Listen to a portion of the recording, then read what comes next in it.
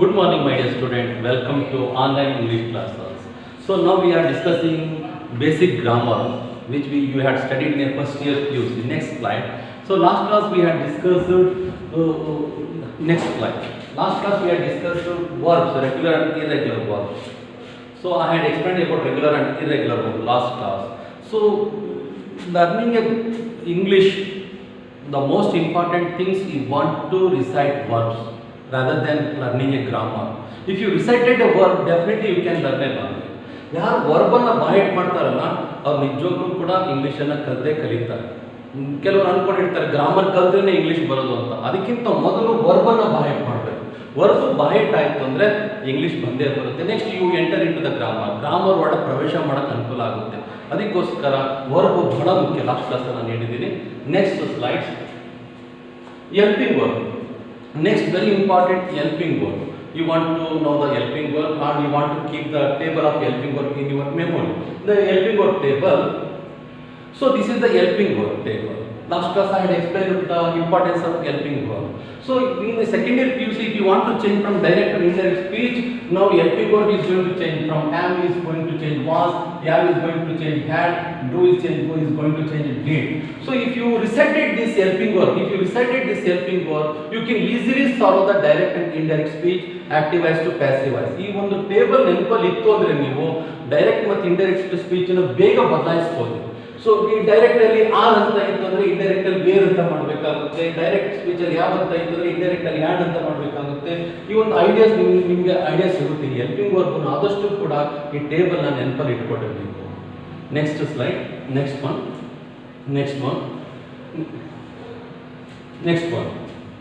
Next pronoun table. Next very important is this pronoun table. You want to keep in your memory. ಇದನ್ನ ನೆನಪಲ್ಲಿ ಇಟ್ಕೋಬೇಕಾಗುತ್ತೆ. Second year PUC we want to solve the grammar problems. So ಇಲ್ಲಿ ಏನಾಗುತ್ತೆ ಅಂದ್ರೆ direct indirect speech ಮಾಡಬೇಕು ಅಂದಾಗ first person and second person pronouns are going to change third person pronoun. First ಮತ್ತು second person ಪ್ರೊನೌನ್ಗಳು third person pronoun ಆಗಿ change ಆಗುತ್ತೆ. ಈಗ ಐ ಅಂತ ಇತ್ತು ಅಂದ್ರೆ ಡೈರೆಕ್ಟ್ ಸ್ಪೀಚ್ ಅಲ್ಲಿ if the speaker is a boy it is going to change as he. ಹುಡುಗ ಮಾತಾಡ್ತಾ ಇದ್ರೆ ಹಿ ಆಗುತ್ತೆ. ಸೊ ವಿ ಇದ್ದಿದ್ದು ದೇ ಆಗುತ್ತೆ. ಸೊ ಯು ಅಷ್ಟೇ, ಯು ಇದ್ದಿದ್ದು listener is a boy it is going to change he. If the listener is a girl, it is going to change into she. ಕೇಳುವ ಹುಡುಗ ಇದ್ರೆ ಹಿ ಆಗುತ್ತೆ, ಹುಡುಗಿ ಇದ್ರೆ ಶಿ ಆಗುತ್ತೆ. So first and second persons are going to change third person in a direct to indirect speech. ಅದಕ್ಕೋಸ್ಕರನೇ ಈ ಒಂದು ಟೇಬಲ್ನ ನೀವು ನೆನಪಲ್ಲಿ ಇಟ್ಕೋಬೇಕಾಗುತ್ತೆ. ಇದು ಭಾಳ very important table if you want to change from direct to indirect speech. Next slide. Next, this is today we want to discuss about tense. So very important. If you know tense, definitely you can speak and you can write, you can understand English. English ಅರ್ಥ ಆಗುತ್ತೆ, English ಮಾತಾಡೋದು ಅರ್ಥ ಆಗುತ್ತೆ, English ಓದಿದ ಅರ್ಥ ಆಗುತ್ತೆ. ನಿಮಗೆ ಸ್ವಂತ ನೀವೇ ಕೂಡ ಬರೆಯಕ್ಕೆ ಪ್ರಾರಂಭಿಸ್ತೀವಿ. Tense is very important in learning language. ಒಂದು ಭಾಷೆಯನ್ನು ಕಲಿಬೇಕಾಗಿತ್ತು ಅಂದರೆ ಟೆನ್ಸ್ ಬಹಳ ಮುಖ್ಯ. ಸೆಕೆಂಡ್ ಇಯರ್ PUC ನಾವು ಎಕ್ಸ್ಪ್ಲೈನ್ ಮಾಡೋಕ್ಕೆ ಹೋಗೋದಿಲ್ಲ. We don't have a time to explain everything. So I had already explained in the first year PUC. I had explained very briefly, ಬಹಳ ಬ್ರೀಫ್ ಆಗಿ ನಿಮಗೆ ಅರ್ಥ ಆಗೋ ರೀತಿ ನಾನು ಎಕ್ಸ್ಪ್ಲೈನ್ ಮಾಡಿದ್ದೀನಿ ಟೆನ್ಸ್ ಬಗ್ಗೆ. ಸೊ ಟೆನ್ಸ್ ಅಲ್ಲಿ just I want to refresh your memory. ನಿಮ್ಮ ನೆನಪನ್ನು ಇನ್ನೊಂದ್ಸರಿ ನೆನಪು ಮಾಡ್ತಾ ಇದ್ದೀನಿ ಏನೇನು ಫಸ್ಟ್ ಇಯರ್ PUC ಓದಿದ್ದೀರಿ ಅಂತ. First year PUC tense there are 3 tenses, 3 ವಿಭಾಗಗಳು: present tense, past tense and future tense. ಕನ್ನಡದಲ್ಲೂ ಕೂಡ ಅಷ್ಟೇ ವರ್ತಮಾನ ಕಾಲ, ಭೂತಕಾಲ, ಭವಿಷ್ಯತ್ ಕಾಲ ಅಂತ 3 ಕಾಲ ಇದೆ. So what is present tense? Present tense refers to present time. Present ಟೆನ್ಸ್ನ ಯಾವತ್ತು ವರ್ತಮಾನದ ಸಮಯವನ್ನು ಉಲ್ಲೇಖ ಮಾಡುತ್ತೆ, ತಿಳಿಸುತ್ತೆ. Past tense refers to past time. Past tense ಯಾವಾಗಲೂ ಕೂಡ ಭೂತಕಾಲದ ಸಮಯವನ್ನು ತಿಳಿಸುತ್ತೆ. Future tense refers to future time. ಭವಿಷ್ಯತ್ತಿನ ಸಮಯವನ್ನು, ಫ್ಯೂಚರ್ ಟೆನ್ಸ್ ಇದ್ದು ಭವಿಷ್ಯತ್ತಿನ ಸಮಯವನ್ನು ತಿಳಿಸುತ್ತೆ.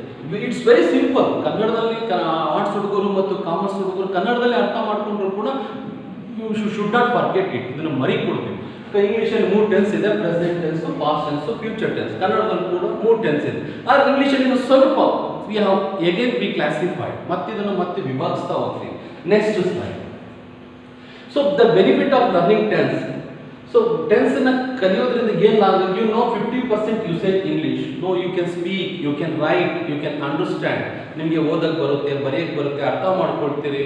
ಪಾಠ ನೀವು ಸ್ವಂತ ಇಂಗ್ಲೀಷನ್ನು ಓದ್ಬೋದು ಈ ಟೆನ್ಸನ್ನು ಕಲಿಯೋದ್ರಿಂದ. It increases your memory in English. ಟೆನ್ಸನ್ನು ಕಲಿಯೋದ್ರಿಂದ ಇಂಗ್ಲೀಷ್ ಅಂಡ್ ಮೆಮೊರಿ ನೆನಪಿನ ಶಕ್ತಿ ಜಾಸ್ತಿ ಆಗುತ್ತೆ ನಿಮಗೆ. Next you could understand the text very quickly. ಬೇಗ ಓದಿದ್ದು ಬೇಗ ಅರ್ಥ ಆಗ್ತಾ ಹೋಗುತ್ತೆ. You know the tense, you can solve 90% grammar problems in the exam. If you know the tense, you can get a good marks. You can solve the 90% grammar problem in the exam. Exam ಅಲ್ಲಿ 90% grammar ಪೂರ್ತಿ solve ಮಾಡ್ತೀರಿ, ಅಷ್ಟು ಶಕ್ತಿ ಬರುತ್ತೆ. ಇದು ಒಂದೇ ಸರಿ exam ಬರೋದಿಲ್ಲ. ಆ ಟೆನ್ಸ್ ಅಂದ್ರೆ ಏನು, ಅದರ ಕ್ಲಾಸಿಫಿಕೇಶನ್ ಏನು, ಯಾವಾಗ ಬಳಸಬೇಕು, ಹೆಂಗೆ ಬದಲಾಯಿಸಬೇಕು ಅನ್ನೋದು ನೀವು ನೆನಪಲ್ಲಿ ಇಟ್ಕೋಬೇಕಾಗುತ್ತೆ. Next slide. ಸೊ ಅವಾಗ ಹೇಳಿದೆ ನಾನು ಬರೀ ಟೆನ್ಸ್ ಕನ್ನಡದಲ್ಲೂ 3 ಇದಾವೆ, ಇಂಗ್ಲೀಷಲ್ಲೂ 3 ಇದಾವೆ. ಆದರೆ ಇಂಗ್ಲೀಷಲ್ಲಿ ಮತ್ತೆ ಪ್ರೆಸೆಂಟ್ ಟೆನ್ಸ್ನ we classify, we divided into 4 parts, 4 ಭಾಗವಾಗಿ ವಿಭಾಗಿಸ್ತೀವಿ ನಾವು. ಮೊದಲನೇದು present tense, present continuous tense, present perfect tense, present perfect continuous tense. ಇದು ನಾವು 4 ಭಾಗಗಳ ವಿಭಾಗಿಸ್ತೀವಿ ನಾವು. Present tense that refers to present tense, ಅದನ್ನು ಕನ್ನಡದಲ್ಲಿ ಸರಳ ವರ್ತಮಾನ ಕಾಲ ಅಂತ ಕರಿತೀವಿ. So the present simple present tense refers daily activities, our daily activities and routine activities and our hobbies and universal truth. Whenever you want to tell universal truth, we refer simple present tense. The sun rises in the east, universal truth. And daily activities, I go to college. So whenever we are speaking about daily activities, we use simple present tense. ನಾನು ಕನ್ನಡದಲ್ಲಿ ಇರ್ತಾರೆ ಪ್ರತಿನಿತ್ಯದ ಕೆಲಸಗಳನ್ನ ಬಗ್ಗೆ ಮಾತಾಡಬೇಕಾಗಿತ್ತು ಅಂದರೆ, ದೈನಂದಿನ ಚಟುವಟಿಕೆಗಳ ಬಗ್ಗೆ ಮಾತಾಡಬೇಕಾಗಿತ್ತು ಅಂದರೆ, ನಮ್ಮ ಹವ್ಯಾಸಗಳ ಬಗ್ಗೆ, ಸಾರ್ವತ್ರಿಕ ಸತ್ಯಗಳ ಬಗ್ಗೆ ಮಾತಾಡಬೇಕಾದಾಗ ನಾವು ಸಿಂಪಲ್ ಪ್ರೆಸೆಂಟ್ ಟೆನ್ಸ್ನ ಬಳಸ್ತೀವಿ ನಾವು. ಸಿಂಪಲ್ ಪ್ರೆಸೆಂಟ್ ಟೆನ್ಸ್ನ ಬಳಸ್ತೀವಿ ನಾವು. ಇದು ನೆನಪಲ್ಲಿ ಇಟ್ಕೋಬೇಕು. ಡೈಲಿ ಆಕ್ಟಿವಿಟೀಸ್, ಪ್ರತಿದಿನ ಮಾಡುವಂಥ ಕೆಲಸಗಳು ಇರಬೇಕು. I go to college, I study, I write notes whenever we speak. Next our hobbies, I read newspaper, I play cricket. So ಅವಾಗ ಸಿಂಪಲ್ ಪ್ರೆಸೆಂಟ್ ಟೆನ್ಸ್ನ ಬಳಸ್ತೀವಿ. ಇಲ್ಲ I have given one example, I write a letter. This is simple, this is structure of simple present tense. Simple present ಟೆನ್ಸ್ನ ಒಂದು ವಾಕ್ಯ ರಚನೆ ಹಿಂಗಿರುತ್ತೆ. ಇಲ್ಲಿ ನೀವು ಬೈಟ್ ಮಾಡಿರೋ verb, subject, object. I write a letter, this is a simple present tense. Next present continuous tense. Present continuous ಅಲ್ಲಿ ಮತ್ತಿದು ಟೆನ್ಸ್, ಪ್ರೆಸೆಂಟ್ ಟೆನ್ಸ್ ಅಂದ್ರೆ ಪ್ರೆಸೆಂಟ್ ಕಂಟಿನ್ಯೂಸ್. ಕಂಟಿನ್ಯೂಸ್ ಅನ್ನೋದು this is very important. Continuous ಅಂದರೆ ಮುಂದುವರೆದಿರೋದು, ಮುಂದುವರೆದ ವರ್ತಮಾನ ಕಾಲ, ಮುಂದುವರೆದ ವರ್ತಮಾನ ಕಾಲ. ಕನ್ನಡದಲ್ಲಿ ನಾನು ಹೇಳೋದೇನಂದ್ರೆ ಮುಂದುವರೆದ ವರ್ತಮಾನ ಕಾಲ ಅಂತಂದರೆ ನಾವು ಮಾತಾಡ್ತಾ ಇರಬೇಕಾದಾಗ ಕೆಲಸ ನಮ್ಮ ಮುಂದೆ ನಡೀತಾ ಇರುತ್ತೆ. The action is going on at the time of speaking. So when we use present continuous tense, now I am teaching English, I am teaching English. This one I want to explain it, I want to tell it present continuous tense. Idu nanu present continuous ಅಲ್ಲಿ ಹೇಳ್ತೀನಿ ಯಾಕಂದ್ರೆ ಕೆಲಸ ನಡೀತಾ ಇದೆ. I am teaching English grammar, you are listening English grammar, you are learning English grammar. The action is going on at the time of speaking. ನಾವು ಮಾತಾಡ್ತಾ ಇರಬೇಕಾದಾಗ ಕ್ರಿಯೆ ನಡೀತಾ ಇದ್ದಾಗ ನಾವು present continuous tense ಅನ್ನು ಬಳಸ್ತೀವಿ. ಇದ್ರ ವಾಕ್ಯ ರಚನೆ, ಇದು ಫಸ್ಟ್ ಇಯರ್ ಅವರು ಎಕ್ಸ್ಪ್ಲೈನ್ ಮಾಡಿದ್ರು. ವಾಕ್ಯ ರಚನೆ ಐ ಆಗುತ್ತೆ. ನೆಕ್ಸ್ಟ್ ಹೆಲ್ಪಿಂಗ್ ವರ್ಡ್, ಇದು ಹೆಲ್ಪಿಂಗ್ ವರ್ಡ್ ಟೇಬಲ್ ಅಲ್ಲಿ ಐ ಹ್ಯಾವ್, ಐ ಹಿಂದೆ ಹ್ಯಾವ್ ಬರುತ್ತೆ, ಪ್ರೆಸೆಂಟ್ ಕಂಟಿನ್ಯೂಸ್. ಅದನ್ನು ಲಾಸ್ಟ್ ಕ್ಲಾಸ್ ಅಲ್ಲಿ I had already explain this one. Last class ಅಲ್ಲಿ ಎಕ್ಸ್ಪ್ಲೈನ್ ಮಾಡಿದ್ದೀನಿ, ಫಸ್ಟ್ ಇಯರ್ PUC ಅಲ್ಲಿ ಎಕ್ಸ್ಪ್ಲೈನ್ ಮಾಡಿದ್ದೀನಿ. I have. ನೆಕ್ಸ್ಟ್ ರೈಟ್, ಇದು ರೈಟಿಂಗ್ ಆಗುತ್ತೆ. Writing, I have writing a letter. So ING that shows continuous. ING ಅನ್ನೋದು ಮುಂದುವರೆದಿದೆ, ಕೆಲಸ ನಡೀತಾ ಇದೆ ಅಂತ ತೋರಿಸುತ್ತೆ. I have writing a letter.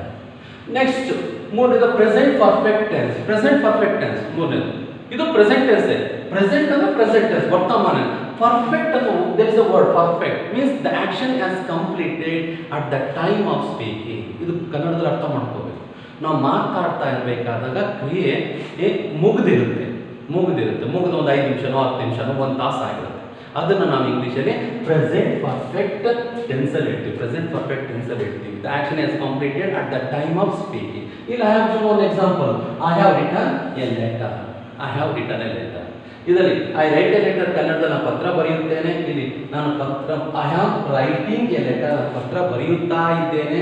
ಇಲ್ಲಿ I have written a letter, ನಾನು ಪತ್ರ ಬರೆದಿದ್ದೇನೆ. The action is completed at the time of speaking.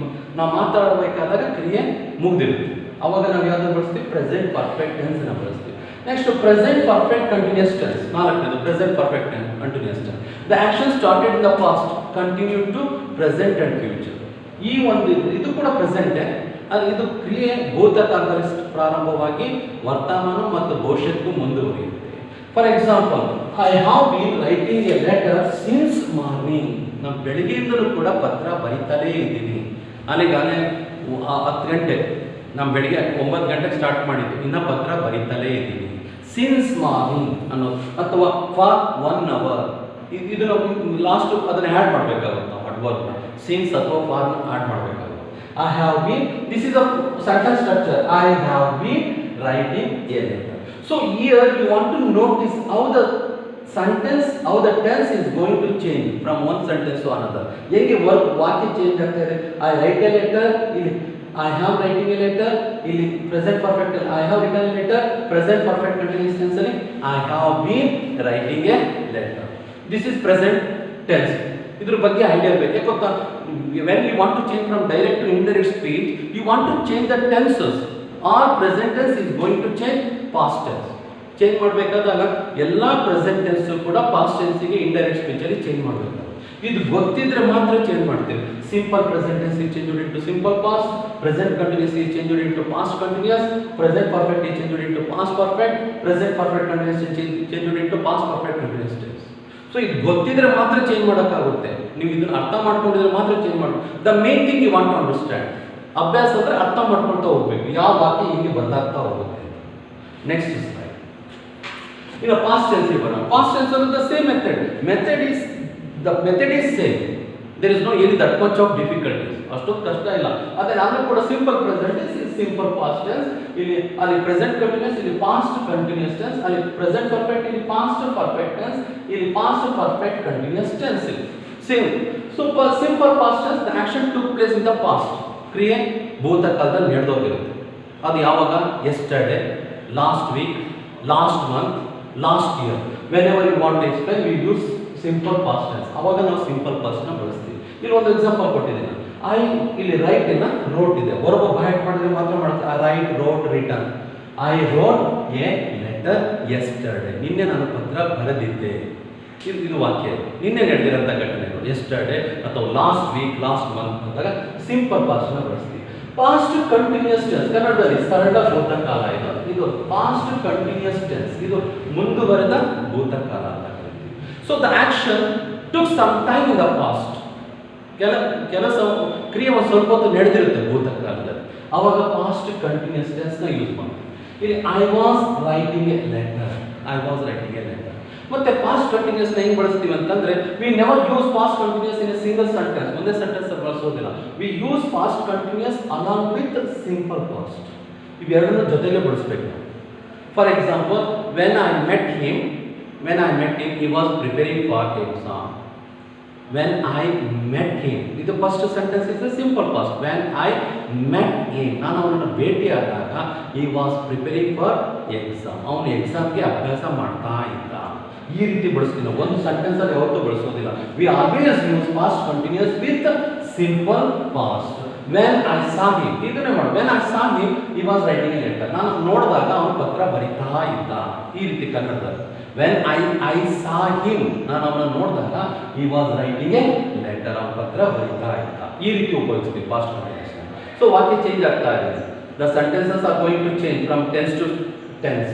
Next past perfect tense.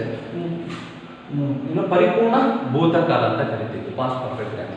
So the action had completed, the action had completed in a period of time in the past. Past ಭೂತಕಾಲದಲ್ಲಿ ಮುಗ್ದೋಗಿರುತ್ತೆ. ಅದನ್ನ ಹೇಳ್ಬೇಕಾದ್ರೆ past perfect tense ನ ಬಳಸ್ತೀವಿ. ಇಲ್ಲಿ I had written a letter, this is past perfect tense. I had written a letter, I had written letter. And we use this past perfect tense to show which action took first. ಯಾವಾಗ ಯಾವ ಕ್ರಿಯೆ ಮೊದಲು ನಡೆದಿದೆ ಅನ್ನಬೇಕಾದಾಗ ತಿಳಿಸಬೇಕಾದಾಗ ನಾವು past perfect ಟೆನ್ಸ್ನ ಬಳಸ್ತೀವಿ. For example, when I went to bus stand, the bus had already gone. ನಾವು bus ಸ್ಟ್ಯಾಂಡಿಗೆ ಹೋದಾಗ ಬಸ್ ಆಲೇ ಹೋಗಿತ್ತು. ಆವಾಗ ಇದನ್ನು ಬಳಸ್ತೀವಿ. The bus had already gone. When I met him, ನಾನು ಅವನನ್ನು ಭೇಟಿಯಾದಾಗ ಹಿ ಹ್ಯಾಡ್ ಆಲ್ರೆಡಿ ಮ್ಯಾರಿಡ್. ಅವನಾಲೇ ಮದುವೆ ಆಗೋಗಿತ್ತು. ಯಾವ ಆಕ್ಷನ್ ಮೊದಲು ನಡೆದಿದೆ ಅನ್ನಬೇಕಾದಾಗ ಪಾಸ್ಟ್ ಪರ್ಫೆಕ್ಟ್ ಟೆನ್ಸ್ನ ಬಳಸ್ತೀವಿ. This tense also we use along with simple past. ಇದನ್ನು ಅಷ್ಟೇ ಸಿಂಪಲ್ ಪಾಸ್ಟ್ ಜೊತೆಗೇನೆ ಬಳಸ್ತೀವಿ. It's hardly to use single sentence ಅಷ್ಟು ಬಳಸೋದಿಲ್ಲ. Next past perfect continuous tense ಇಲ್ಲಿದೆ. Example, I had been writing a letter. ಮುಂದುವರೆದ ಪರಿಪೂರ್ಣ ಭೂತಕಾಲ. ಮುಂದುವರೆದ ಪರಿಪೂರ್ಣ ಭೂತಕಾಲ. So this is the past, the action took place in the past and continues to particular time and continue to the period of time, particular time of time. ಒಂದು ಭೂತಕಾಲ past perfect continuous tense ಅಂದರೆ ಕ್ರಿಯೆ ಭೂತಕಾಲದಲ್ಲಿ ಪ್ರಾರಂಭವಾಗಿದೆ ಮತ್ತು ನಿಗದಿತವಾದ ಸಮಯದವರೆಗೆ ಮುಂದುವರಿಯುತ್ತೆ, ಆವಾಗ ಇದನ್ನು ಬಳಸ್ತೀವಿ. For example I had been living in Bangalore before I came to Athani. I had been living in Bangalore before I came to Athani. Athani ಬರೋದಕ್ಕಿಂತ ಮೊದಲು ನಾನು ಬೆಂಗಳೂರಲ್ಲಿ ವಾಸ ಮಾಡ್ತಾ ಇದ್ದೆ. You had been studying high school before you got admission to college. ನೀವು ಕಾಲೇಜ್ಗೆ admission ಆಗೋದಕ್ಕಿಂತ ಮೊದಲು ನೀವು ಹೈಸ್ಕೂಲ್ನ ಅಭ್ಯಾಸ ಮಾಡ್ತಾ ಇದ್ರಿ. So action started in the past and continue. I have been living in Bengaluru, ನಾವು ಮತ್ತೆ ಮುಂದುವರೆದಿದೆ, ಮತ್ತೆ ಪರ್ಫೆಕ್ಟ್ ಇದೆ. ಬಿಫೋರ್ ಐ ಕೇಮ್ ಟು ಅಥಣಿಗೆ ಬರೋದಕ್ಕಿಂತ ಮೊದಲು ಒಂದು particular events or particular time, the action continue to particular time. So when we use past perfect continuous tense, here I had been writing a letter. So the sentences are going to change from tense to tense. I wrote a letter, here the same sentence is going to change. I was writing a letter, here I had been written a letter, here I had been writing a letter. This is past tense. Next slide, future tense.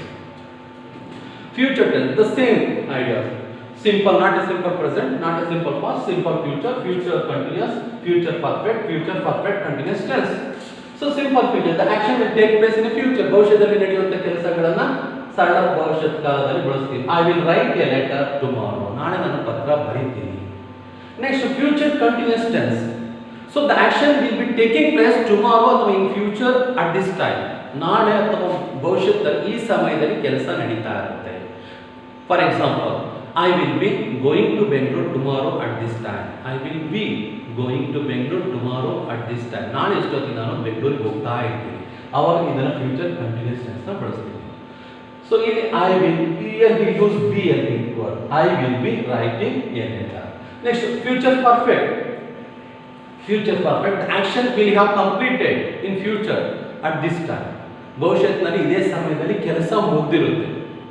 For example, I will have reached Bangalore tomorrow at this time. ನಾಳೆ ಇಷ್ಟೊತ್ತಿಗೆ ನಾನು ಬೆಂಗಳೂರನ್ನ ತಲುಪಿರ್ತೀನಿ, ಇಷ್ಟೊತ್ತಿಗೆ ಕೆಲಸ ಮುಗಿದಿರುತ್ತೆ. I will have reached Bangalore tomorrow at this time. Here I will have written a letter. This is the sentence structure. Next, future perfect continuous tense. So I will have been writing a letter. The action will take place in the future and continue to particular time. For example, by next week I will be working here for 20 years. By next week I will have been working here for 20 years. ಮುಂದಿನ ವಾರದಿಂದ ನಾನು 20 ವರ್ಷ ನಾನು ಕೆಲಸ ಮಾಡ್ತೀನಿ. One more example. By next year you will have been studying degree for 3 years. ಮುಂದಿನ ವರ್ಷ ನೀವು 3 ವರ್ಷ ಡಿಗ್ರಿನ ಅಭ್ಯಾಸ ಮಾಡ್ತಾ ಇರಬೇಕಾಗುತ್ತೆ. ಅವಾಗ we use future perfect continuous tense. So the sentence, I will write a letter. Next, the sentence is going to change. I will be writing a letter. I will have written a letter. I will have been writing a letter. I will have been writing a letter. So you have to see the sentence structure here. ವಾಕ್ಯದ ರಚನೆಯನ್ನು ನೋಡ್ತಾ ಹೋಗಬೇಕು. First year PUC ಇದು ಪಕ್ಕ ಬಯಾಟ್ ಮಾಡಿಸಿದ್ದೀನಿ, ಕಲಿಸಿದ್ದೀನಿ. So once again you have to refresh your mind, memory. Okay, next slide. Next is very important. Changing sentences. We have done wonderful work in a first year PUC. ಬಹಳ ಕೆಲಸನ ಮಾಡಿದ್ರೆ first year PUC changing sentences ಬಗ್ಗೆ. If you know the changing sentences, definitely you would get more than 90 marks in the second year PUC exam. ಯಾರಿಗೆ ವಾಕ್ಯವನ್ನು change ಮಾಡಕ್ಕೆ ಬರುತ್ತಲ್ಲ ಅವರು English 90 marks ತಗೊಳ್ಳೇಬೇಕು. This is the secret of success, changing sentences. What is the, if you change sentences into statement into negative, yes or no question, WH question, passive voice question tag. So you clearly you get the idea of sentence structure. ವಾಕ್ಯದ ರಚನೆ ಬಗ್ಗೆ ಪೂರ್ತಿಯಾದ ಜ್ಞಾನ ನಿಮಗೆ ಸಿಕ್ಬಿಡುತ್ತೆ. ಮತ್ತೆ exam ಅಲ್ಲಿ you can understand the question very quickly. ಪ್ರಶ್ನೆನ ಬೇಗ ಅರ್ಥ ಮಾಡ್ಕೊಳ್ತೀವಿ. ಅದು ಸೈನ್ಸ್ ಹುಡುಗರಿಗೂ ಅಷ್ಟೇ, ನೀವು ಫಿಸಿಕ್ಸ್, ಬಯೋ, ಕೆಮಿಸ್ಟ್ರಿಯಲ್ಲಿ you could understand questions very quickly. ಪ್ರಶ್ನೆನ ಬೇಗ ಅರ್ಥ ಮಾಡ್ಕೊಳ್ತೀವಿ. ಯಾರು ಇದು ಚೇಂಜಿಂಗ್ ಸೆಂಟೆನ್ಸಸ್ನ ಮಾಡ್ತೀರಿ ನೀವು. ಸೊ ಪ್ರತಿಯೊಂದಕ್ಕೂ ನೀವು first year PUC changing the sentences ಮಾಡಿಸಿದ್ದೀನಿ. ಅರೆ ಒಂದ್ಸರಿ ನೆನಪು ಮಾಡಿಸ್ತಾ ಇದ್ದೀನಿ. Once again you have to refresh your memory. I write a letter. This is simple present tense. I have given a simple present tense. I write a letter. This is called as a statement. Statement ಅಂತ ಕರೀತೀವಿ. Now you have to change it to some negative change ಮಾಡಬೇಕು. Negative change ಮಾಡಬೇಕಾಗಿತ್ತು ಅಂದ್ರೆ I do. You have decided by it ಮಾಡಿದ್ರಿ. I am present continuous, I have present perfect, I do simple present. Simple present ಅಲ್ಲಿ ಇಲ್ಲಿ helping verb ಇರೋದಿಲ್ಲ, ಅದಕ್ಕೋಸ್ಕರ helping verb ಯಾಕೆ use ಮಾಡ್ಕೊಳ್ತೀವಿ? Do. I do not write a letter. Negative sentence. Next, yes or no question. See the same sentence here you use do not. Next, yes or no question. You want to use helping verb in the very beginning. Do same sentence. I write a letter. Do I write a letter?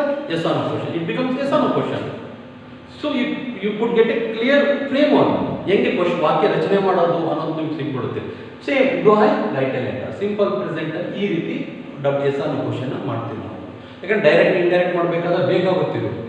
ನೀವು identify ಮಾಡಿ S ಅನ್ನೋ question identify ಮಾಡಿ ಅದನ್ನು ಬದಲಾಯಿಸಬೇಕಾಗುತ್ತೆ second year P U C. ಅದಕ್ಕೋಸ್ಕರ first year P U C ಹೇಳ್ಕೊಟ್ಟಿರ್ತೀವಿ ನಾವು. Do I write a letter? Yes ಅನ್ನೋ question. Next WH question. Who write a letter? ಯಾರು ಪತ್ರ ಬರೀತಾರೆ? ಸೇಮ್ ಇದೇ ವಾಕ್ಯ ಬಳಸ್ಕೊಂಡು ಹೋಗ್ತಾರೆ. I write a letter. Who write a letter? Answer: I write a letter. What do I write? Next question. Same sentence. What do I write? I write a letter. I write a letter. Answer. There is answer. I write a letter. So the framing of question: WH word, helping verb, subject, main verb, and object. ಯಾವ ರೀತಿ question ರಚನೆ ಆಗ್ತಾ ಹೋಗುತ್ತೆ. ಇದು Kannada medium ಇಂದ ಬಂದಿರೋ ಹುಡುಗರು ಇದನ್ನು ಸ್ವಲ್ಪ ನಿಧಾನಕ್ಕೆ ಒಂದ್ಸರಿ ಅರ್ಥ ಮಾಡ್ಕೊಂಡ್ರೆ ಸಾಕು. ಇನ್ನು ನೀವು there is no chance to turn back. ಹಿಂತಿರುಗಿ ನೋಡೋ ಅವಶ್ಯಕತೆನೇ ಇಲ್ಲ. ಏನು ಇಂಗ್ಲೀಷ್ ಬಹಳ ಕಷ್ಟ ಅಲ್ಲ, ಆದರೆ where you have failed you don't try to understand. ಅರ್ಥ ಮಾಡ್ಕೊಳ್ಳೋದು ಎಲ್ಲೋ ಒಂದು ಕಡೆ ತಪ್ಪಿದ್ದೀರಿ. ಅದಕ್ಕೆ ಇದನ್ನು ಅರ್ಥ ಮಾಡಿ ವಾಕ್ಯಗಳ ರಚನೆ, ಕ್ವಶನ್ ಅಲ್ಲಿ ವಾಕ್ಯ ರಚನೆ ಹೆಂಗೆ ಹೋಗುತ್ತೆ. ಇಂಗ್ಲೀಷಲ್ಲಿ ಟೆನ್ಸ್ ಪ್ರಕಾರ ನಾವು ಕ್ವಶನ್ ರಚನೆ ಮಾಡ್ತಾ ಹೋಗ್ತೀವಿ. In English we change questions according to tense ಪ್ರಕಾರ ಚೇಂಜ್ ಮಾಡ್ತೀವಿ. ಸಿಂಪಲ್ ಪ್ರೆಸೆಂಟ್ ಟೆನ್ಸ್ ಈ ರೀತಿ ಚೇಂಜ್ ಮಾಡ್ತಾ ಹೋಗ್ತೀವಿ. Why do I write a letter? ನಾನು ಎದುರು ಪತ್ರ ಬರುತ್ತೆ. When do I write a letter? ನಾನು ಯಾವಾಗ ಪತ್ರ ಬರೀತಾ ಇದ್ದೀನಿ. Where do I write a letter? ನಾನು ಎಲ್ಲಿ ಪತ್ರ ಬರೀತೀನಿ. How do I write a letter? ನಾನು ಹೇಗೆ ಪತ್ರ ಬರೀತೀನಿ. ಇವೆಲ್ಲ WH questions. WH questions. Next, same sentence we want to change into passive voice. A letter, object becomes subject. Next, we don't use the do. Do use ಮಾಡಲ್ಲ, passive voice ಅಲ್ಲಿ is ನ use ಮಾಡ್ತೀವಿ. ಯಾಕಂದ್ರೆ it doesn't show the singular and plural ತೋರಿಸೋದಿಲ್ಲ. A letter is next given or is changed into past participle is written. Next to by and by subject becomes object by me. A letter is written by me. Passive voice. Next, question tag. First, I write a letter. Question tag, don't I do not write a letter. Question tag, do I. So this is a set. If you have the idea of changing the sentences, definitely you could get more than 90 marks in English. No doubt. Because you could understand questions very quickly. Question ಅರ್ಥ ಆಗುತ್ತೆ, ವಾಕ್ಯ ರಚನೆ ಅರ್ಥ ಆಗುತ್ತೆ. You know the tense. Tense ಗೊತ್ತಿದ್ರೆ ಮಾತ್ರ ಇದು ಮಾಡಕ್ಕೆ ಸಾಧ್ಯ ಇದೆ. Next slide. Next, present continuous. Same. According to tense, we are going to change the questions. English ಅಲ್ಲಿ ಇದೊಂದು ನಾವು ಟೆನ್ಸಿನ ಪ್ರಕಾರ ನಾವು ಕ್ವಶನ್ ಅನ್ನು ಬದಲಾಯಿಸ್ತಾ ಹೋಗ್ತೀವಿ. ಪ್ರೆಸೆಂಟ್ ಟೆನ್ಸ್ ಅಲ್ಲಿ ಹೆಂಗೆ ಚೇಂಜ್ ಮಾಡ್ತೀವಿ. I am writing a letter. This is a statement. Next, negative. There is already helping verb. ಇಲ್ಲಿ do ಬರಲ್ಲ. Already there is a helping verb. Helping verb ಇರೋದ್ರಿಂದ I am not. Only if you had not. I am not writing a letter. It becomes negative sentence. ನಾನು ಪತ್ರ ಬರಿತಾ ಇದ್ದೀನಿ, ನಾನು ಪತ್ರ ಬರಿತಾ ಇಲ್ಲ. Next, yes or no question. There is already helping verb. ಆದರೆ ಸಹಾಯಕ ಕ್ರಿಯಾಪದ ಇದೆ. ಅದನ್ನ ಇವೆರಡನ್ನು ಕೂಡ you have to change. ಇವೆರಡನ್ನು ಚೇಂಜ್ ಮಾಡಬೇಕಾಗುತ್ತೆ. am ಫಸ್ಟ್ ಬರಬೇಕು, I next. So am I writing a letter? Am I? This becomes yes or no question. ಇದು yes or no question ಆಗುತ್ತೆ. So am I writing a letter? ನಾನು ಪತ್ರ ಬರೀತಾ ಇದ್ದೀನಾ? Next, WH question. I have given in a red letter. ಇದನ್ನ red ಬಣ್ಣದಲ್ಲಿ ಕೊಟ್ಟಿದ್ದೀನಿ. Who is writing a letter? There is no am. Am ಇಲ್ಲ ಇಲ್ಲಿ. Because no one asks a question to themselves. ನಾವು ಯಾವತ್ತೂ ಪ್ರಶ್ನೆ ಮಾಡಲ್ಲ. ನಾನು ಪತ್ರ ಬರ್ಕೊಂಡು ಯಾರು ಪತ್ರ ಬರೀತಾ ಇದ್ದಾರೆ ಅಂತ ಕೇಳೋದಿಲ್ಲ. Someone will ask question. ಇದು ಯಾರೋ ಬೇರೆಯವರು ಕೇಳ್ತಾ ಇರೋದ್ರಿಂದ ನಾವು use his. Who is writing a letter? ಬೇರೆಯವರು ಕೇಳೋದ್ರಿಂದ ಏನಾಗುತ್ತೆ? ಹೆಲ್ಪಿಂಗ್ ವರ್ಬ್ ಚೇಂಜ್ ಆಗುತ್ತೆ, ಈಸ್ ಆಗುತ್ತೆ. ನಾವೇ ಪ್ರಶ್ನೆ ಕೇಳ್ತಾ ಇದ್ರೆ ಹ್ಯಾಮ್ ಬರುತ್ತೆ ಇಲ್ಲಿ. ಈ next question, what am I writing a letter? What am I writing? So sorry, we don't want to use a letter. Letter is answer. What am I writing? ನಾನು ಏನು ಬರೀತಾ ಇದ್ದೀನಿ? Answer is a letter. What am I writing? Next, why am I writing a letter? Next, where am I writing? Same, the method is same. Only WH questions are going to change. ವಾಕ್ಯದ ವಿಧಾನ ಮಾತ್ರ ಒಂದೇ ಇದೆ. ಆದರೆ WH word ಮಾತ್ರ ಬದಲಾಗ್ತಾ ಇದೆ ನೋಡ್ಬೇಕು. ಆಮ್ ಎಲ್ಲ ಕಡೆ ಬಂದಿದೆ, ಐ ಬಂದಿದೆ, ರೈಟಿಂಗ್ ಬಂದಿದೆ, ಲೆಟರ್ ಕೂಡ ಬಂದಿದೆ. Where am I writing a letter? By mistake here there is a mistake. What am I writing? Answer, no, there is answer. Answer is a letter. I have added a letter by mistake. Next, how am I writing a letter? Passive voice. A letter is continuous. That's why we want to add being. A letter is being written by me. Next, yes or no question tag. I am writing a letter. We use are and time, not am. Next, I am not writing a letter. This is the question tag. Present continuous. Next, present perfect. So the same method in for present perfect I want to read, because you know already everything. I have written a letter. I have statement. Next, negative sentence. I have not written a letter. Yes or no question. Have I written a letter? WH question. Who have written a letter? What have I written? What have I written? Again there is a mistake. What have I written? Why have I written a letter? When have I written a letter? Where have I written a letter? How have I written a letter? A letter has been, here we have used been in the present perfect tense. A letter has been written by me. Question tag. First one. I have written a letter. Haven't I? I have not written a letter. Have I? So this is present perfect. No, we don't use present perfect continuous tense in changing a sentences. Changing a sentence ಅಲ್ಲಿ present perfect continuous use ಮಾಡೋದಿಲ್ಲ. In direct simple past ಹೋಗ್ತೀವಿ. Next, simple past. Next slide. Simple past. I wrote a letter. Here there is no helping word. We want to use did. We want to use did. ಅದು helping word table ಇದೆ. I did. Simple past. I did. Next, if there is a did, next word should be a present tense. Did ಬಂತು ಅಂದ್ರೆ next verb present tense ಅಲ್ಲಿ ಇರಬೇಕು. I did not write a letter. Next, did I write a letter? This is yes or no question. Did I write a letter? Who wrote a letter? What did I write? Why did I write a letter? When did I write a letter? Where did I write a letter? How did I write a letter? A letter was written by me. Next, I wrote a letter. Didn't I? Next question tag. I did not write a letter. Did I? This is simple past. Next slide. Past continuous. So method of changing is same. No difficult. In the very beginning, whatever we want to learn in the very beginning, it seems very difficulty. ನಾವು ಪ್ರಾರಂಭದಲ್ಲಿ ಏನಾರ ಕಲಿಬೇಕಾಗಿತ್ತು ಅಂದ್ರೆ ಒಂದು ಸ್ವಲ್ಪ ಕಷ್ಟ ಅನ್ಸುತ್ತೆ, because that is the nature of learning. ಆದರೆ ನೀವು ಆ ಮೆಥಡ್ನ ಕಲಿತ್ರೆ ಅದು ಈಸಿ ಆಗ್ತಾ ಹೋಗುತ್ತೆ. ಬದಲಾಯಿಸೋ ಮೆಥಡ್ ಮಾತ್ರ ಒಂದೇ ಇದೆ. I was writing a letter. Next negative sentence. I was not writing a letter. Yes or no question. Was I writing a letter? WH question. Who was writing a letter? What was I writing? There is again mistake. What was I writing? Next, why was I writing a letter? When was I writing a letter? Where was I writing a letter? How was I writing a letter? Next, passive voice. A letter was being written by me. There is no change. In the present continuous, there is a letter is, here letter was. Letter was being written by me. Question tag. Wasn't I? Was I? Next one. Past perfect. Last one. Past perfect. Same method. Once I want to read it, I have written a letter. Negative sentence. I have not written a letter. Yes or no question. Had I written a letter? Who had written a letter? What had I written? What had I written? Next, why had I written a letter? When had I written a letter? Where had I written a letter? How had I written a letter? Passive voice. A letter had been written by me. Question tag. Hadn't I? Had I? Who asked a question? If you know asking a question, definitely you can speak English. ಯಾರು ಪ್ರಶ್ನೆ ಮಾಡೋದು ಯಾರಿಗೆ ಬರುತ್ತಲ್ಲ ಅವ್ರು English ಮಾತಾಡೋಕ್ಕೆ ಬಹಳ easy ಆಗುತ್ತೆ. Last one, simple future. Past perfect continuous tense we don't change. Simple future. Same method. I will write a letter. Negative sentence. I will not write a letter. Yes or no question. Will I write a letter? Next, WH question. Who will write a letter? What will I write? Why will I write a letter? When will I write a letter? Where will I write a letter? How will I write a letter? Passive voice. A letter will be. There is a be written by me. Question tag. I will write a letter. Is going to change. Won't I? Will anta adana won't I anta ಕರೀತೀವಿ. Next, I will not write a letter. Will I? So this is changing of sentences.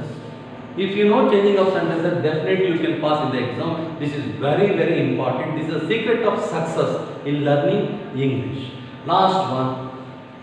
This is the end of bridge course. Next class I will take the first poem, Romeo and Juliet. Thank you very much.